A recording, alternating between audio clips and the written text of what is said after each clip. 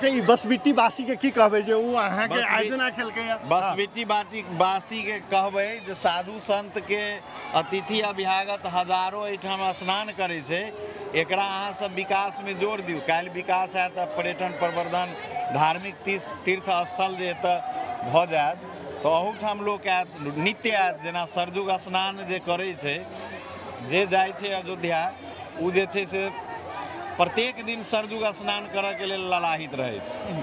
तो ई नहीं छै जे हमसब वर्ष में एक दिन अबै छी, एक दिन मेला लगा लेली तऽ बहुत बड़का बात भऽ गेल। एकरा नित्य जे छै से रोज जे एतऽ स्नान करऽ अबै भक्तजन, तेहन जे छै से नदी के विकास करू। आ आबऽ वाला अहाँ सब शुरुआत हमरा सबके आग्रह पर केली तऽ आइ हमरा नहीं बुझायल जे हमसब एतेक बड़का टोली लऽ कऽ गान बजान करैत एलियै, लेकिन आइ किनको नहीं देखलियै तऽ हमरा कनि कमी महसूस भेल। शाही स्नान के लेल अहाँ सबके हमर सबके तऽ निष्ठा स्थायी है, लेकिन अहाँ सब भी एतऽ आइ के दिन में एतऽ कार्यक्रम सब होबक चाही। आइ के दिन में एहिठाम अहाँ सब ग्रामीण मिल कऽ किछु भजन कीर्तन सत्संग, एते लोक के कान में गूंजे आवाज।